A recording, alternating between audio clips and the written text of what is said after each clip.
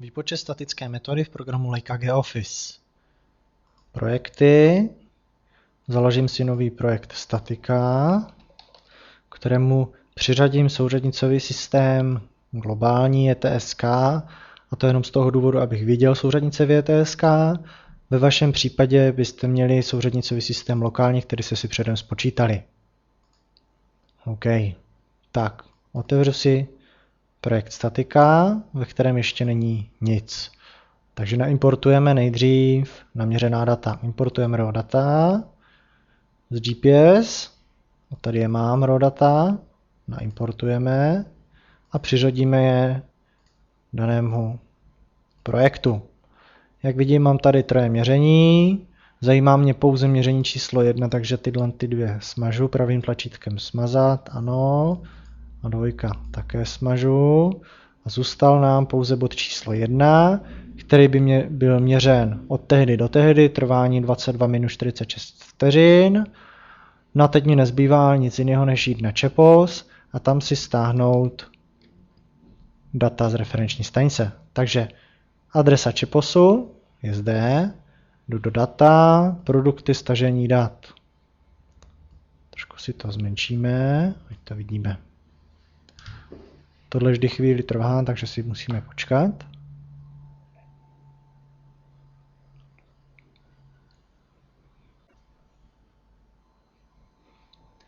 Takže zobrazila se mi mapa s jednotlivými referenčními stanicemi. Já vím, že moje referenční stanice, respektive moje měření, probíhalo v Hradci Králové, tudíž můžu použít dvě referenční stanice. Takže si vezmeme klidně obě dvě, takže vybereme první, druhou a dáme další. Dejvejte Rinex, v žádném případě virtuální Rinex. Takže dvě referenční stanice červeně, dáme další, potvrdíme, že chceme Pardubice a Trut. V žádném případě nedáváme virtuální Rinex, dáváme Rinex. Další, bylo to měřeno s 10 vteřinovým intervalem, v vašem případě závisí, jak máte nastavenou GPS-ku. Já jsem měl ještě měřeno plus GPS 2 hodiny. A teď podíváme se na ty data. Chci 28. října. Říjen 28. Srpen 28. A chci 8:35.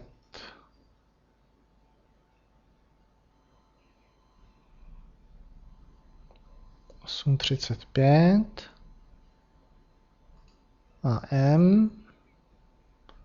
OK. Až 8:58.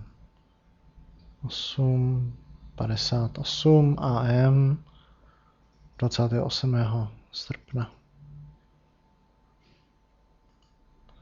OK, chci všechno. 23 minut, což by odpovídalo. Dáváme další. Tak. Ve vašem případě by to byla dostupnost 100%. Každopádně dáváme další. Chceme zazipované, chceme denní soubory a tuto příponu dáváme další.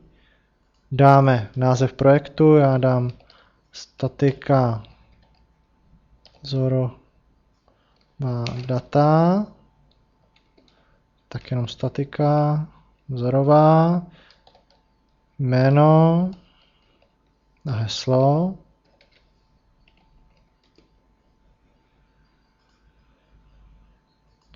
Takže název projektu si dáme statika Hradec Králové.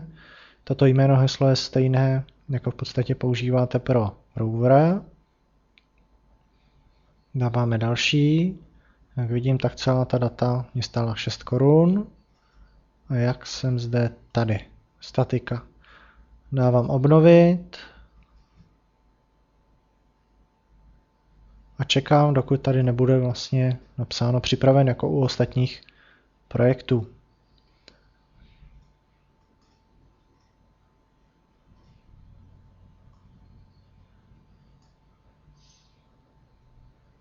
Tak já v tomto případě, protože už to dělám po nějakých 2-3 měsících, kdy ta data jsou stará, tak mi tady píše, žádná data na serveru už k dispozici nejsou, protože už ten termín je daleko.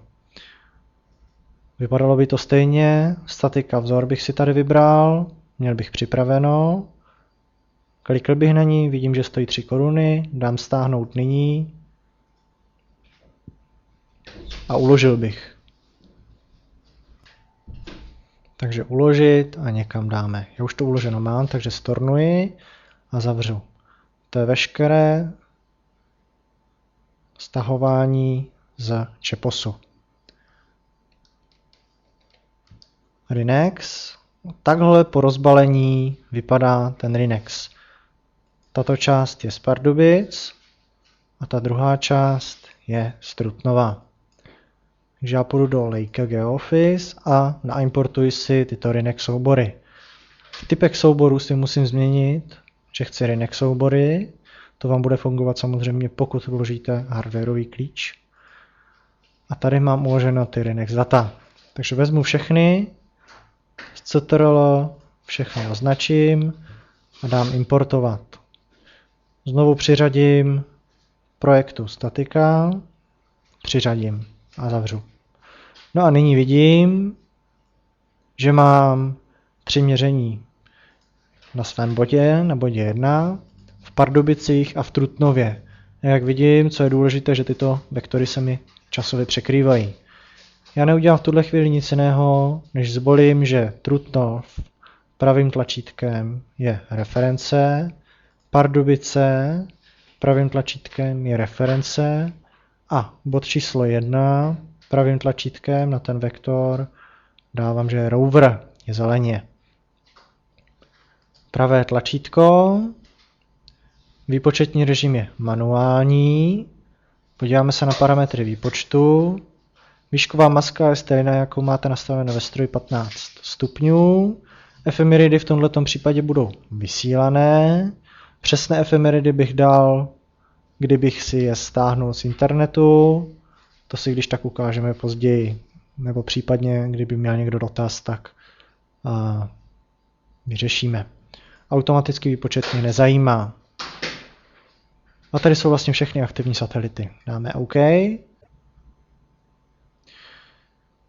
Ještě před samotným výpočtem se musím podívat do antén a tady vidím antény, které byly naimportované, které jsou používány. Já si tento projekt zminimalizuji, jdu do správců projektu a zde mám antény Čepos projekt.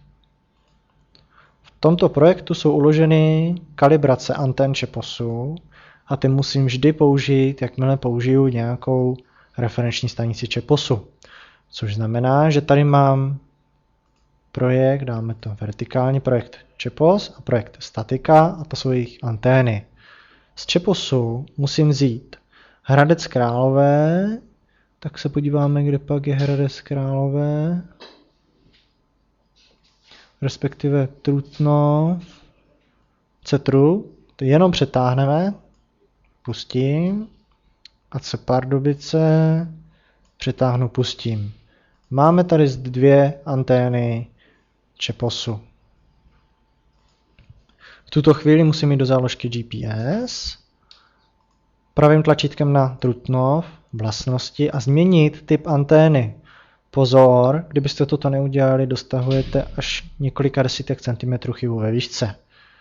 Takže Trutnov, Cetru, relativní, OK. Ano, chci všechno změnit. Pardubice, vlastnosti změníme. Pardubice, OK, ano, chceme změnit. Podíváme se na jedničku. A to bylo smart anténou, což je ATX 1230 GG. OK. Tak. No a nyní nezbývá než pravým tlačítkem výpočet. Hotovo. První informace o tom, že to vyšlo. Stav ambiguit Ano. Typ statické. Všechno v pořádku. Já se nyní budu muset podívat na samotné protokoly. Rozbalím si tedy protokoly. Když se podívám, tak tady je protokol na vektor Pardubice bod číslo 1 a Trutnov bod číslo 1. Podíváme se tedy na Pardubice bod číslo 1. Zde ho máme. Pravým tlačítkem vlastnosti se podíváme, co vlastně všechno vidíme. Výběr satelitu potřebujeme vidět, statické observace, stav měření v grafice, statistika ambiguit, no a teď informace o výsledných souřadnicích.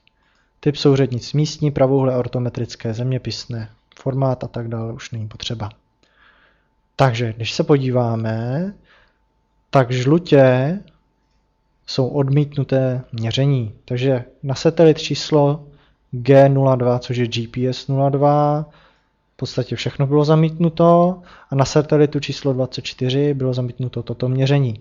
Když já najedu na zelené, tak vidím okýnko z do, odkud je vlastně zelené. Když kliknu na žluté, tak se mi to změní.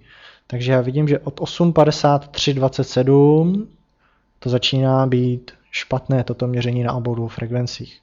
Půjdeme dál, půjdeme dolů. A tady mám informaci, že G-dopy vyšly, že se pohybovaly minima a maxima v dopustných mezích.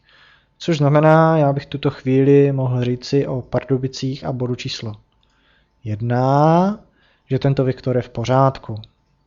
Proto půjdu do bodu. První bod je ten bod z těch Pardubic a já dám uložit. Což znamená, že body je v tuhle chvíli, zobrazím si to v místních pravouhle, screen, vidím, že bod číslo 1 má jedny jediné souřadnice. Když dám vlastnosti, tak je tady jenom jednou, není tady záložka průměr ještě. Tyto souřadnice jsou v pořádku. Tady je máme. Když já se podívám ještě do té výsledku, vidíme, že uložený stav je pouze jenom jeden, což je ten vektor Pardubice 01. Podíváme se nyní na Trutnov 01. Zde vidíme zase tady problémy a to zelené vlastně je pouze od 8.38.08 do 8.53.27. Sjedeme dolů a tady vidíme zásadní chybu, které si musíme všimnout. A to znamená, že toto měření, nějaké žluté, nám vnáší do toho takovou obrovskou chybu, že vlastně v nějakém čase nám dopy překročily přípustnou mez. Což znamená, že já budu muset jít do GPS a vyloučit měření, zaprvé na satelitu 02 určitě, a tady 24 vyloučit tyto dvě. Po případě jejich kombinace, když by bylo málo měření. Já mám dostatek měření, takže si můžu dovolit vyloučit všechny 3 časy. Takže si tady otevřu nějaký textový soubor, do kterého si zapíšeme, co máme vyloučit. Takže satelit 02 komplet a satelit G24 a respektive použijeme měření od 8.38.08 do 8.53.27. 8.53.27 použít. Tak.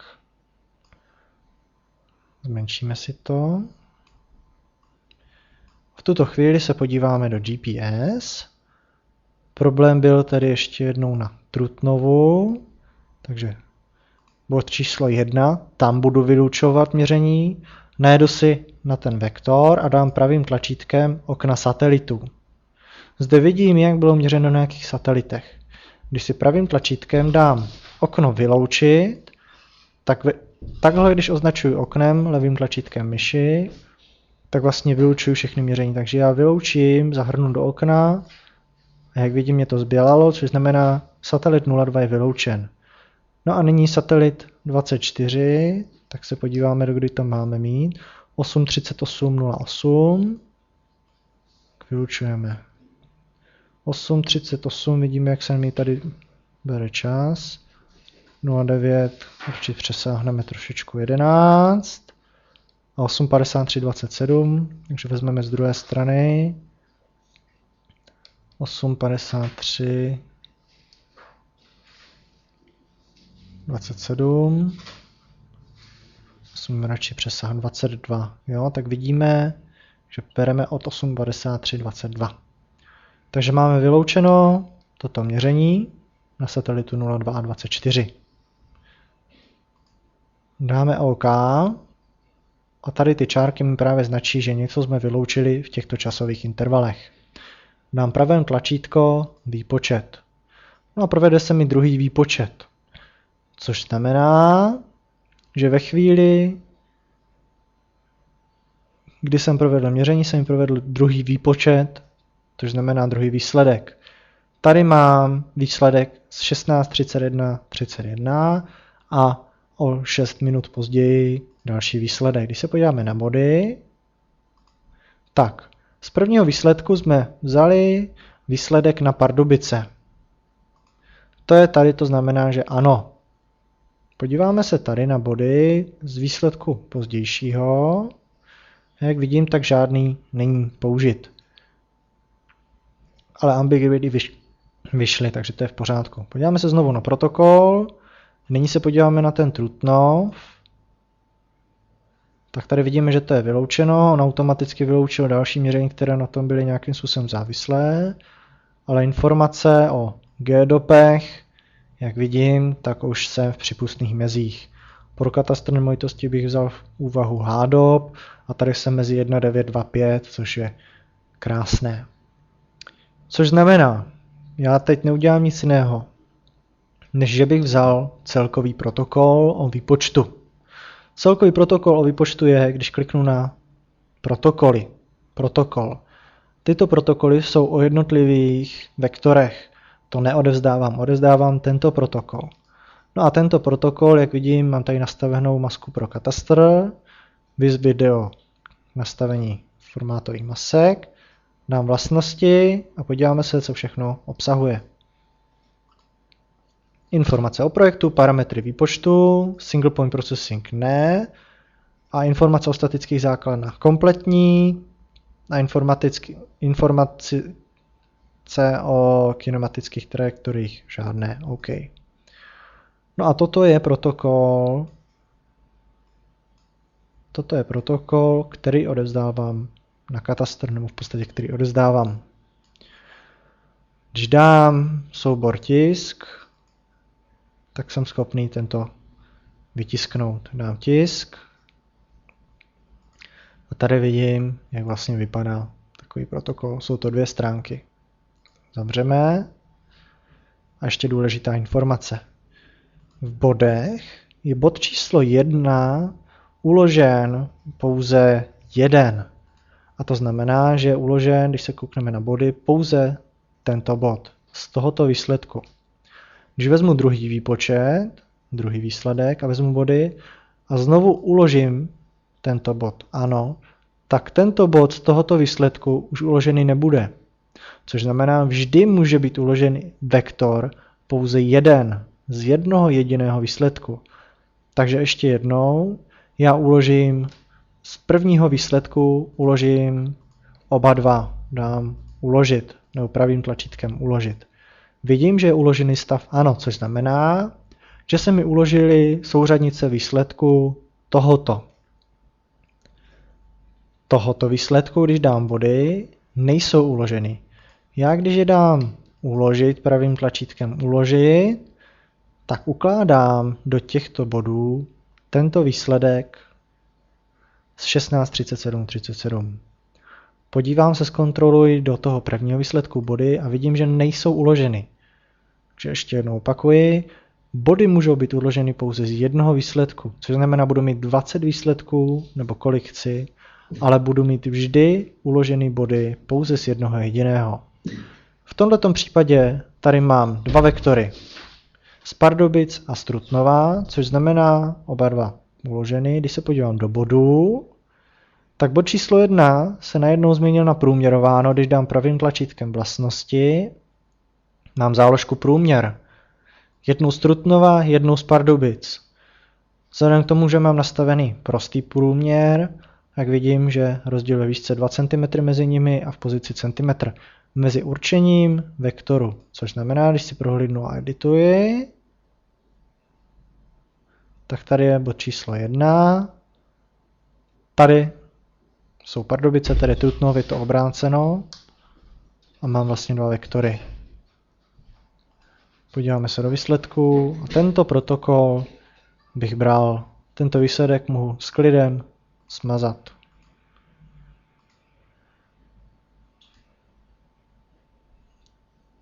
To jsou vlastně veškeré nastavení a veškeré problémy, na které si člověk bude muset dávat pozor při výpočtu statiky. Vždy je důležité podívat se na protokol těch jednotlivých vektorů, jak probíhalo měření, kolik toho je vyloučeno a dávat si pozor samozřejmě na ty dopy, jestli jsou v pořádku. První známkou, že by to vyjít mělo, je, že když body si podívám a bude stav ambiguit ano. Jak jsme ale viděli v tom prvním výsledku, ani to neznamená, že výsledek je v pořádku. Stav ambiguit ano, ale když se podívám do protokolu na Trutnov, tak vidím zaprvé, že tady je hodně měření vyloučeno, což by ještě nebylo tak hrozné jako tyto dopy, respektive všechny dopy. Přelezají velkou mez. Pokud se na to podíváme trošičku z rozšířeného hlediska, tak když dáme pravým tlačítkem parametry výpočtu, dám zobrazit rozšířené parametry, tak u rozšířeného výstupu zde mám možnost opravy. Já dám OK a provedu nový výpočet. Jak vidím, tak je to třetí již v pořadí výpočet a uložený stav ne. Já můžu dát ano, ne, v podstatě výsledek bude identický, protože jsme nic nezměnili. Změnily se mi jednotlivé protokoly. Já se podívám na základny, dám pravým tlačítkem analyzovat a jsem v analýze vektoru Pardubice 0,1. Zde nebyly takové chyby, podíváme se spíš na analýzu Trutnova. Tak, analýza Trutnova a jak vidím, tak dopy tady jsou ještě v pořádku.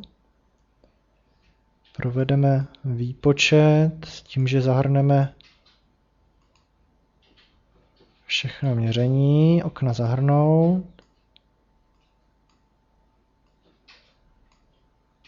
Vybírám vlastně veškeré měření, aby bylo to špatné. A dám pravým tlačítkem výpočet.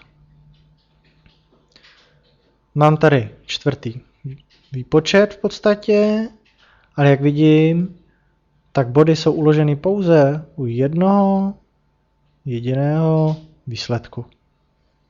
U žádného dalšího není. Když dám pravým tlačítkem na výsledky, dám nastavení výsledků, tak dám zachovat posledních 10 výsledků. Ergon bere vždycky poslední 3 výsledky.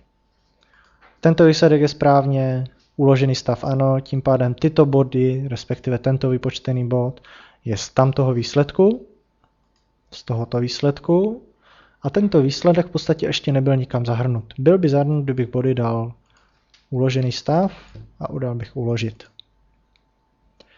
Tady mám poslední výsledek, kde vlastně v těm protokolu na Trutnov dole je ta chyba. No a podíváme se na ty základny, na Trutnov a analýzu. Tak a vidíme. Satelit číslo 2, jak jsou jeho opravy. Na trojitých diferencích je krásně znát, jak satelit číslo 2 vnášel chybu. Podíváme se. Máme 24, jsme potom vyloučili a to je ono. 24 tady a tady. Nehledě na to tady na konci. Když vyhodím 24 kompletně, tak vidím, že to je ona. Že ta 24 je tady v těchto chvílích vnášela chybu.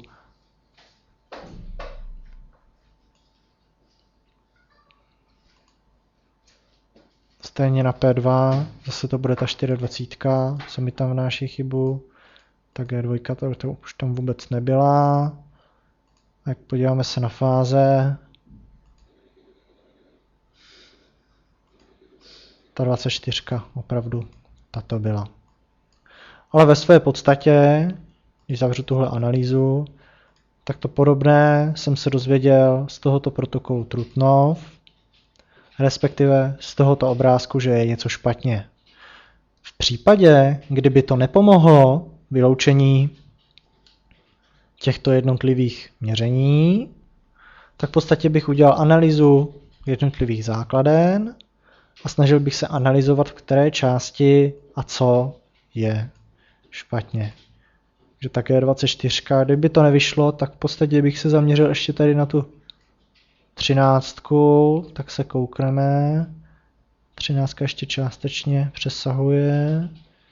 Dáme pryč 24. To 13.